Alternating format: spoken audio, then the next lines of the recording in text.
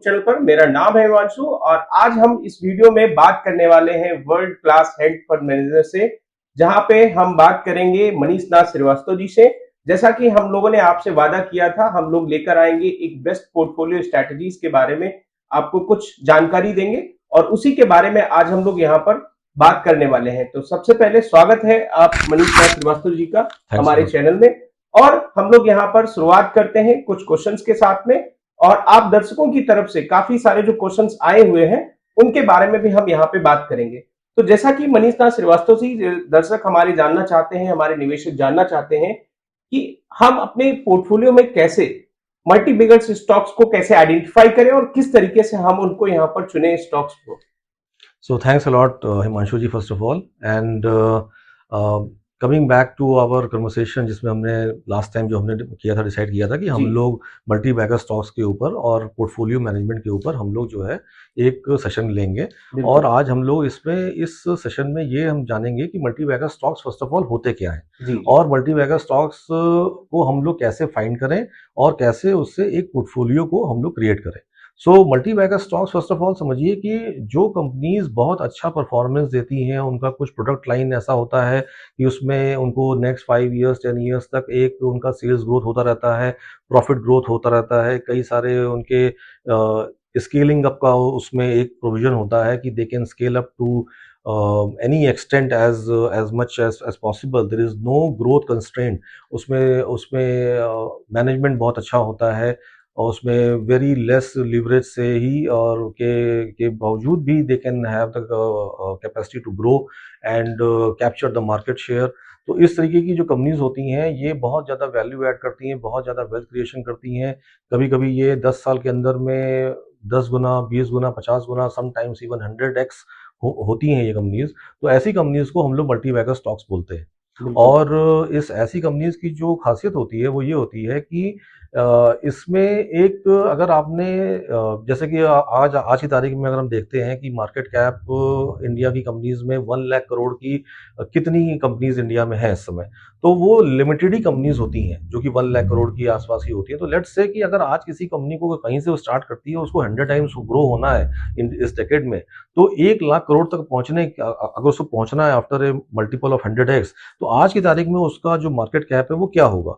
तो आज की तारीख में उसका मार्केट कैप होना चाहिए समवेयर अराउंड 1000 करोड़ के आसपास होना चाहिए। तो जब 1000 करोड़ के आसपास किसी का मार्केट कैप है और अगर वो 100x एक डेकेड में जाके होता है, तो वो 1 लाख करोड़ की मार्केट कैप कंपनी वो पूरा बनेगी। और हम उसका ये जो जर्नी है 1000 करोड़ से लेके 10,000, जो पहला 10x आएगा, फिर वहां से एक और 10x आएगा फ्रॉम 10,000 करोड़ टू 1 लाख करोड़। तो ये पूरी जर्नी जो 100x की होगी, ये हम 2 स्टेजेस में हम लोग we can be a part of that journey. क्योंकि जैसे जैसे आप कंपनीज को ट्रैक करते जाते हैं वैसे वैसे आपको उस कंपनी के बारे में इंफॉर्मेशन होती जाती है, मालूम पड़ता जाता है कि अच्छा इसमें इसका मैनेजमेंट ऐसा है, इसका जो प्रोडक्ट लाइन है वो इस तरीके से काम कर रहा है और इस तरीके से इसका कैपेसिटी इंक्रीज हो रहा है, तो फिर सेल्स इंक्रीज होगा, इनका डिस्ट्रीब्यूशन चैनल अच्छा है, और ऐसे ऐसे करते करते ये पूरे इंडिया भर की मार्केट को कैप्चर कर रहे हैं। तो जब ये जाएंगे उसमें, तो हम लोग इसका एक हिस्सा बन सकते हैं। अब इसको फाइंड करने के लिए जो तरीके होते हैं उसके लिए एक फ्रेमवर्क मैंने डेवलप किया हुआ है। तो जैसे कि मान लीजिए कि कंपनी, अभी हमने डिस्कस किया कि 1000 करोड़ के आसपास की मार्केट कैप उसकी होनी चाहिए। तो लेट्स से कि अगर 100 करोड़ से लेकर के 3000 करोड़ तक की जो एक हम मार्केट कैप का एक वो लगाते हैं, एक फिल्टर लगाते हैं, और इसमें देखते हैं कि आज की तारीख में आउट ऑफ 5000 इंडिया में जो लिस्टेड कंपनीज है उसमें से इतने में से कितनी आएंगी। तो लेट्स से कि 1500 कंपनीज इसमें आई। अब वो 1500 कंपनीज में से बहुत सारे फैक्टर्स पे हम वहां से उसमें से स्क्रीन करना स्टार्ट करेंगे। जैसे कि मतलब जो फिल्ट्रेशन प्रोसेस स्टार्ट हो जाएगा कि जैसे जो बहुत हाई वैल्यूड स्टॉक्स हैं उसमें ऑलरेडी ग्रोथ हो चुका है, तो अगर हम उसमें अगर जाएंगे तो हो सकता है कि अगर कोई करेक्शन आ जाए तो उसमें रिस्क हो सकता है, it can fall down by 50%, 30%। तो उससे हम क्या करेंगे कि जो ओवर वैल्यूड स्टॉक्स हैं, वो जो हायर पीई वाले, higher price to book, price to sales, उन सारी कंपनीज को हम लोग वहां से बाहर निकाल देंगे। दूसरी बात, उसके बाद जो है जो only high growth companies are required, जो भी लो ग्रोथ कंपनीज है हम उसको भी वहां से बाहर निकाल देंगे। जिसमें लीवरेज ज्यादा है, प्लेजिंग ज्यादा है, हम उसको भी वहां से फिल्टर कर देंगे। फिर इसी तरीके से और भी फाइनेंशियल मेट्रिक्स होती हैं, आरओई होता है, आरओसी होता है, इस तरीके से कई सारे उस पर हम लोग क्राइटेरिया पे उसको फिल्टर करके हम लोग 1500 से 150 कंपनीज पे आ जाएंगे, जो कि मैनेजेबल है।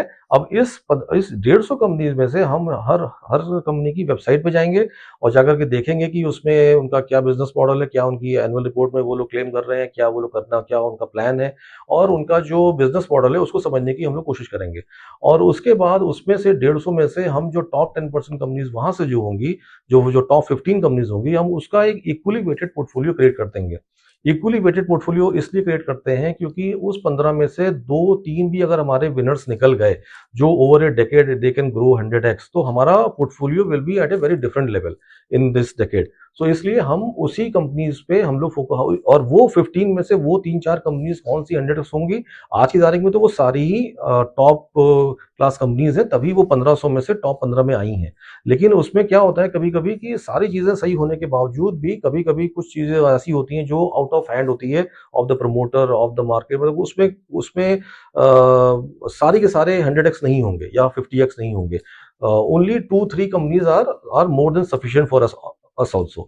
सो हमें उस पे ही बस फोकस करते जाना है। और हर साल हम क्या करेंगे, हमने जो पोर्टफोलियो क्रिएट किया इक्वली वेटेड, उसमें हम एडिशनल कैपिटल एलोकेशन सिर्फ उन्हीं स्टॉक्स में करेंगे जो हमें ग्रोथ दिखा रहा है। जैसे 300 करोड़ की कंपनी अगर 3000 करोड़ की कंपनी बन रही है तो हमारा एलोकेशन उसमें ज्यादा होता जाएगा। जो कंपनी 300 करोड़ की थी वो वहीं की वहीं रह गई है, उसमें हमारा ज्यादा ज्यादा ज्यादा एडिशनल एलोकेशन नहीं होगा।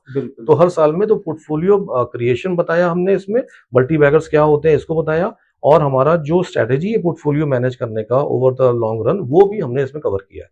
Okay, thank you Manish ji. जैसा कि आप दर्शकों ने जाना कि हम अपने पोर्टफोलियो में मल्टीबैगर से स्टॉक चुनना कितना आसान है। आपको सिर्फ ध्यान देना है कि कंपनीज की किस तरीके से सेल्स कर रही है, उसके मार्केट कैपिटलाइजेशन को ध्यान देना है और अपनी जो स्टॉक्स है उसमें अपने वैल्यूएशन को बढ़ाते जाना है, उसमें निवेश बढ़ाते जाना है। अगर वो कंपनीज ग्रो करते ही तो आप अपना निवेश भी बढ़ाते जाएंगे, जिससे आपके जो स्टॉक्स हैं वो काफी अच्छा यहाँ पर मुनाफा दे सकते हैं लॉन्ग टर्म में। तो मनीष नाथ जी, आपसे अगला प्रश्न है दर्शकों का कि हम अच्छा पोर्टफोलियो, एक मल्टी बिगर पोर्टफोलियो कैसे बनाएं? तो जैसा कि अभी हमने डिस्कस किया कि मल्टी बैगर स्टॉक्स क्या है, उसको कैसे फाइंड करना है, उसका एक सिस्टमैटिक स्टॉक सिलेक्शन फ्रेमवर्क एक मेरे पास डेवलप्ड है। वहां से करके हमने जो भी स्टॉक्स निकाले, 15-20 जो भी स्टॉक्स हमारे उससे निकल के आते हैं हर साल, उसमें से हमने इक्वली वेट करके उसको लगा दिया। इक्वली वेट से हमें ये फायदा हो जाता है कि हमें ये रहता है कि किसी में एक्स्ट्रा एलोकेशन नहीं है, किसी में अंडर एलोकेशन नहीं है। तो अगर अगर कल को चल करके अगर हमने 5-5% अगर हमने उस 20 स्टॉक्स का पोर्टफोलियो में अगर लिया हुआ है और जो भी कंपनीज वहां से they are moving on the right track, तो हमारा एक उसमें एक डिसेंट अमाउंट ऑफ एलोकेशन उसमें एलोकेटेड है और हमारे पोर्टफोलियो को पूरा फायदा होगा। और डाउन साइड रिस्क भी हमारा लिमिटेड हो जाता है, क्योंकि अगर 20 स्टॉक्स है तो 1-2 स्टॉक्स के खराब हो जाने से हमारे पोर्टफोलियो के ऊपर कोई निगेटिव डाउन साइड प्रेशर नहीं आएगा। तो ये भी है, तो इसलिए मतलब well diversified high grade companies, high growth, and most likely उसमें से कई सारी कंपनीज मल्टी बैगर बनेंगी। इसका वो तो इस स्ट्रेटेजी से हम एक ऐसा पोर्टफोलियो डिवाइस कर सकते हैं। बिल्कुल सही। तो आपने दर्शकों ने जैसा जाना कि एक मल्टी बैगर पोर्टफोलियो हमें कितना अच्छा यहाँ पर मुनाफा दे सकता है।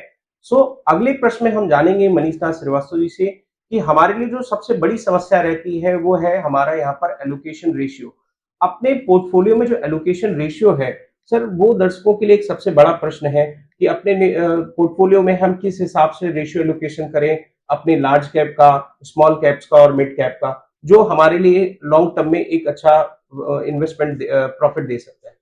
देखिए, इसमें जैसे कि अभी हमने जो डिस्कस किया था वो डिस्कस किया था micro cap portfolio management, on how to find multi bagger stocks, क्योंकि जनरली वो माइक्रो कैप्स होते हैं। लेकिन सारे जो इन्वेस्टर्स होते हैं they are not in a position to have that kind of knowledge और एक्सपीरियंस या एबिलिटी टू विथस्टैंड जो टर्मोइल्स आते हैं मार्केट में, जो अप्स एंड डाउन जो स्विंग्स होते हैं। वो एक रिटेल इन्वेस्टर या जो एक प्रोफेशनल इन्वेस्टर नहीं है, जो कि एक्सपीरियंस इन्वेस्टर नहीं है, उसको वो चीजें वो नहीं पता है। तो उसके लिए सही ये रहता है कि आदमी का अपना पर्सनल एक अप्रोच रहता है लाइफ में कि हमें कितना रिवॉर्ड चाहिए, उसके अगेंस्ट में कितना रिस्क लेने के लिए हम तैयार हैं। तो हर इन्वेस्टर का अपना एक प्रोफाइल होता है। तो लेट्स से कि बहुत कोई कंजर्वेटिव इन्वेस्टर है तो उसको फिर ज्यादातर he can create a long only large cap portfolio, उसमें क्या रहेगा कि डाउन साइड रिस्क काफी काफी मतलब मिनिमल रहेगा, बट अपसाइड भी काफी फिक्स्ड रहेगा, मतलब उसमें ज्यादा ग्रोथ होने के चांसेस नहीं रहते हैं, क्योंकि लार्ज कैप ऑलरेडी बहुत बड़ी हो चुकी है, ऑलरेडी जो कंपाउंडिंग होना था उसमें वो हो चुका है। लेकिन ओके, हाँ, ये रहता है कि वो स्टेबल कंपनीज होती हैं और उसमें डाउन साइड जब कोई टर्मोइल आता है तो वो बहुत ज्यादा नीचे नहीं आती है अपने एक लेवल से, तो वो they can go for a large cap portfolio selection.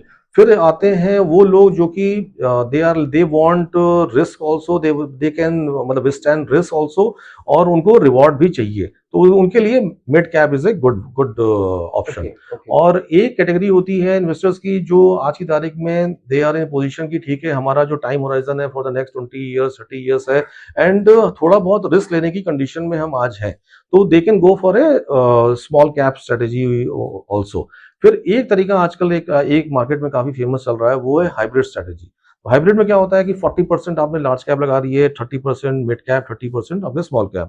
तो इसमें क्या रहेगा कि आपको रिस्क रिवॉर्ड इस तरीके से एक बैलेंस आपको एक पोर्टफोलियो मिलेगा, जो कि बहुत कंजर्वेटिव नहीं है, बहुत ज्यादा हाइपर ग्रोथ भी नहीं है, but at the same time उसमें थोड़ी बहुत ग्रोथ की भी पॉसिबिलिटीज रहेंगी, जी, जी, और वो एक बैलेंस्ड है। तो कोई अगर उनको कोई बहुत बड़ा करेक्शन मार्केट में आता है किसी किसी केस में, तो वो बहुत ज्यादा आपके लॉस के चांसेस नहीं होंगे, क्योंकि large cap will take care of the risk part, और small cap will take care of the growth part. तो इससे आपको दोनों का एक जो है एक बैलेंस आपको यहाँ पे मतलब मिलेगा, तो बिल्कुल, ये एक बिल्कुल, स्ट्रेटेजी हो बिल्कुल। सकती है।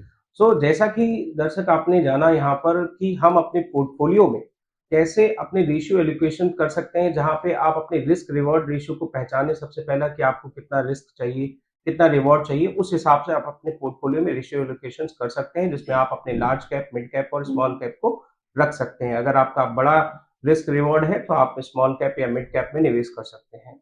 सो अगला सवाल मनीष दा जी से है कि सर आप आपका जैसा एक्सपीरियंस रहा है हेज मार्केट में, हेजिंग मार्केट में, काफी लंबे समय से आपने कार्य किया है उसमें उसमें तो दर्शक हमारे यहाँ पर जानना चाहते हैं कि बेसिकली ये हेजिंग क्या होती है, हेजिंग किसको हम लोग कहते हैं, और इससे हम अपने रिस्क मैनेजमेंट को कैसे हम यहाँ पर बना सकते हैं, अपने पोर्टफोलियो में कैसा रिस्क हम कम कर सकते हैं। देखिए, हेज फंड इंडस्ट्री में क्या होता है कि जब आप हेजिंग का यूज करते हैं, तो उसमें ये होता है कि जैसे कल को कोई मार्केट में बहुत सीवियर करेक्शन आया, तो आपके पोर्टफोलियो के ऊपर एकदम से जो आपका ड्रॉडाउन है वो बहुत जी, ज्यादा नहीं होगा, वो ओके, एक लिमिटेड ही में ही होगा। और उसके लिए क्या होता है कि हेजिंग एक ऐसी टेक्निक होती है जिसमें you can use either the you can short some stocks, और you can short the index. इस तरीके से you can use the either the individual stocks names जो कि बहुत ज्यादा ओवर वैल्यूड है, उसको आपने शॉर्ट किया हुआ है, लॉन्ग पोर्टफोलियो आपका चल ही रहा है, तो आपका वो नेट नेट जो है, जो आपका रिस्क पार्ट है, वो ऑफसेट हो जाता है, क्योंकि you gain from the short position अगर in case there is a severe severe correction in the market, और आपका लॉन्ग साइड में भी रिस्क थोड़ा सा कमी है, क्योंकि आपने उसको पूरा प्रॉपरली हेज किया हुआ है। तो आपका जो नेट रेट होता है, वो जो टोटल मार्केट फॉल हो जाता है अगर ये हेजिंग नहीं होती, तो काफी ज्यादा नीचे आ जाता है पोर्टफोलियो। इस केस में क्या है कि आपने शॉर्ट से भी आपने थोड़ा सा पैसा कमाया, तो वो ऑफसेट कर देगा आपके लॉसेस को, ओके, और ओके, आपका वो जाकर के बैलेंस हो जाएगा। और फिर इसमें जो हेजिंग की जो स्ट्रेटेजीज होती हैं वो ज्यादातर दो टाइप से होती हैं, कि एक you can go for over valued stocks को आपने शॉर्ट किया हुआ है, और जब आपके मार्केट में करेक्शन आया, तो वो वाले जो जो स्टॉक्स होंगे ओवर वैल्यूड, वो बहुत तेजी से नीचे आएंगे, क्योंकि उसकी जो जो फंडामेंटल क्वालिटीज काफी पुअर थी, उसको हमने शॉर्ट किया हुआ है, तो उसमें शॉर्ट में आपने कुछ पैसा कमाया, जो कि ऑफसेट हो गया आपके लॉन्ग के जो लॉसेस उस समय हो रहे हैं, बिकॉज मार्केट में बहुत ज्यादा करेक्शन आया हुआ है। और दूसरी स्ट्रेटेजी होती है कि आपने किसी इंडेक्स को ही आपने थ्रू डेरिवेटिव आपने शॉर्ट किया हुआ है, ओके, तो वहां से जब वो नीचे जाएगा इंडेक्स, तो वहां से शॉर्ट किया हुआ है, तो वहां से भी आपको कुछ पैसा आएगा, तो वो चीज आपके इस रेशियो को थोड़ा सा, आपके रिस्क आपके लॉसेस को थोड़ा सा कम करती है। उसके ओके, जो ओके, गेन्स आते हैं जो शॉर्ट हम्म, करने के तरीके से, तो वो आपका हेजिंग बोलते हैं उसको। Okay, okay. जैसा कि आपने जाना यहाँ पर जब हम अपने रिस्क मैनेजमेंट में हेजिंग टूल्स अपनाते हैं, तो कभी भी अगर मार्केट में ओवर वैल्यूएड स्टॉक्स हैं, तो आप उनको यहाँ पर शॉर्ट कर सकते हैं और शॉर्ट करने से आपका यहाँ पर जो भी प्रॉफिट होता है, वो आपकी रिस्क मैनेजमेंट को बेहतर बनाता है और आपके पोर्टफोलियो में जो रिस्क है, वो कम कर देता है। So thank you Manish ji. अगला सवाल आपसे है यहाँ पर कि हमारे इंडियन मार्केट में कौन सी एक बेहतर इंडस्ट्रीज बनेगी, कौन सी इंडस्ट्रीज जो आगे आने वाले डिकेड्स में हमें एक अच्छा यहाँ पर प्रॉफिट दे सकती है। देखिए, इंडिया एक ग्रोइंग कंट्री है, ये इस डेकेड की बेस्ट इन्वेस्टमेंट डेस्टिनेशन है इंडिया। और यहाँ पे अगर देखा जाए तो अभी सारी जो भी इंडस्ट्रीज हैं बहुत ही नेसेंट स्टेज में है, जो आने वाले समय में जैसे कि अभी देखा जाए कि आजकल हम देख रहे हैं कि चाइना प्लस वन की एक स्ट्रैटेजी पूरे वर्ल्ड में हो रही है, डिस्कस हो रही है, जी। तो उससे इंडिया को मैन्युफैक्चरिंग में बहुत ज़्यादा फायदा होने जा रहा है। ओके। दूसरा आपका, जैसे अगर आप देखें, अगर हम इंडस्ट्री में अगर ऑब्जर्व करें तो आपका फार्मा इंडस्ट्री, जैसे कि we have okay. Become the pharmacy of the world, okay. India is now becoming the pharmacy of the world, जो कि हमने कोविड में भी देखा कि वैक्सीनेशन में इंडिया ने एक्चुअली वैक्सीन जो है पूरे वर्ल्ड को सप्लाई की। यस। तो इस तरीके से इंडिया का फार्मा में, हेल्थ केयर में बहुत ज़्यादा नाम हो रहा है, और इंडिया का चूंकि जो डोमेस्टिक कंजम्पशन मार्केट है वो भी बहुत बड़ा है, तो इसलिए, और जो जैसे जैसे लोग मिडिल क्लास में आते जाएंगे वैसे वैसे यहाँ पे ग्रोथ होती जाएगी। तो ओके। आपका ये हो गया। फिर आपका है रियल स्टेट सेक्टर में जो भी कंपनीज इसमें अपना मटेरियल प्रोवाइड करती हैं, बिल्कुल। उसमें भी ग्रोथ रहा यहाँ पे आपको देखने को मिलेगी। और जैसे कि कुछ नई नई इंडस्ट्रीज आ रही हैं वर्ल्ड में, इलेक्ट्रिक व्हीकल्स हो गए, रिन्यूएबल एनर्जीज पे हो गया, तो इस जगह पे भी इंडिया में अच्छे आपको इन्वेस्टमेंट के ऑप्शंस आपको मिलेंगे। ओके। ओके। तो जैसा कि आपने जाना यहाँ पर कि आने वाले समय में इंडियन मार्केट में मैन्युफैक्चरिंग, फार्मा और साथ-साथ में आपके यहाँ पर रियल एस्टेट्स में अच्छी अपॉर्चुनिटीज बन सकती है। तो थैंक यू मनीष जी। अगला सवाल है आपसे कि अभी जैसा कि आप देख रहे हैं कि ग्लोबल मार्केट में काफ़ी सारी न्यूज़ है इस बात को लेकर कि अमेरिकन मार्केट में रिसेशन आ सकता है, या यूरोप में जो इन्फ्लेशन जैसी समस्या है, वो निवेशकों के लिए एक चिंता का विषय बनी हुई है। सो कि आने वाले दिनों में यही हाल रहने वाला है, या फिर निवेशकों के लिए कोई अच्छा बेहतर विकल्प हो सकता है निवेश के लिए? देखिए, जो हमारी डेवलप्ड मार्केट्स हैं, जी। यूएस हो गया, यूरोप हो गया, इसमें क्या है कि ऑलरेडी ग्रोथ काफ़ी हो चुका है। लेकिन उसका एक काउंटर पार्ट ये भी है कि वहाँ पे जो जो टेक्नोलॉजिकल कंपनीज़ हैं, जी। बायोटेक पे हो गई, या आपकी आईटी सेक्टर में हो गई, या जो भी मतलब आपका ये जो टेक सेक्टर जो वहाँ का है, वो बहुत एडवांस है। जी। वहाँ की जो कुछ कंपनीज़ ऐसी होती हैं जो ऑलमोस्ट 100x हो जाती हैं। ओके। जैसे कि 1 बिलियन की कई कंपनीज हमने देखी हैं लास्ट डेकेड में या लास्ट 20 इयर्स में, ये they are now approaching 200 billion, even जी। जी। Sometimes even like $1 trillion companies. जी। सो उस टाइप की एकदम ऑफ द बेस अगर के अपॉर्चुनिटीज यूएस में, यूरोप में कुछ कंपनीज में होती है, जी। और उसको समझने के लिए एक्सपर्टीज लेवल होना बहुत ज़रूरी है, और वो सबके लिए नहीं है।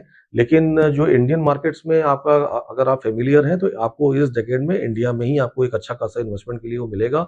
और जहाँ तक बात रही इन्फ्लेशन की, रिस्क की, और ये आपका जो वहाँ चल रहा है कि क्या क्या वहाँ पे होने वाला है यूरोप में, यूएस में, और ये आपका वॉर चल रही है, या जो भी ये सब चीज़ें हैं, ये सब देखिए मार्केट्स में हमेशा ही लगा रहा है। जी। ओवर द लास्ट 100 ईयर्स की अगर हम निकालते हैं अगर फाइनेंशियल हिस्ट्री, तो आप उसमें जाके देखेंगे कि अप्स एंड डाउन्स रहे हैं, बट अगर आपने एक कंसिस्टेंट स्ट्रेटेजी पकड़ के अगर आपने इन्वेस्ट करते चले गए हैं इन गुड कंपनीज, तो आपको फाइनली नेट नेट आपको प्रॉफिट हुआ है। ओके। तो हमें उस पर फोकस करना है। Coming back to your question कि इंडिया में या हमें बाहर इन्वेस्टमेंट करना चाहिए, that depends on on one's expertise. अगर आपकी एक्सपर्टीज ग्लोबल मार्केट्स में है, और आप अगर उस लेवल की जो टेक्नोलॉजी को समझने का अगर आपके अंदर कैपेबिलिटी है, then only you go over there. Otherwise आपको इंडिया में ही काफ़ी सारी इन्वेस्टमेंट गुड ग्रोथ अपॉर्चुनिटीज यहीं पे आपको अवेलेबल है। ओके। सो जैसा कि आपने जाना कि यहाँ पर आने वाले समय में अगर आप यहाँ पर इमर्जिंग मार्केट में या काफ़ी सारे इंडियन मार्केट में इन्वेस्ट करना चाहते हैं या ग्लोबल मार्केट में इन्वेस्ट करना चाहते हैं, तो उसके लिए आपको यहाँ पर थोड़ी बहुत एक्सपर्टीज़ हासिल करनी होगी और उसके साथ आप यहाँ पर निवेश कर सकते हैं। अगर आपका इंडियन मार्केट में ज़्यादा यहाँ पर आप काम करते हुए आ रहे हैं, तो इंडियन मार्केट इन्वेस्टमेंट के लिए काफ़ी बेहतर है और आगे आने वाले दिनों में आपको अच्छा मुनाफ़ा दे सकती है। तो जैसा कि दर्शकों से हमने यहाँ पर जाना कि आज हम लोग पोर्टफोलियो में कैसे मल्टीबैगर्स स्टॉक और अपने पोर्टफोलियो को कैसे अच्छा बनाएं। सो आज हम लोग यहाँ पर इसी वीडियो में यहाँ पर बात करने वाले हैं, जिसमें हम लोग यहाँ पर जानेंगे अगली वीडियो में कि कैसे और भी क्या स्ट्रेटजीज हो सकती हैं निवेशकों के लिए। तो आप सभी का यहाँ पर बहुत बहुत धन्यवाद। आपने इस वीडियो को ध्यानपूर्वक सुना। मनीष दास श्रीवास्तव जी भी आपका बहुत बहुत धन्यवाद। आप हमारे वीडियो में आए और दर्शकों को काफी अच्छा यहाँ पर आपने स्ट्रेटजीज बताई। तो वेलकम। आप सभी का बहुत बहुत धन्यवाद। हम लोग जल्द ही मिलते हैं नेक्स्ट वीडियो में। आप सभी को धन्यवाद। Thank you. Thank you. Bye.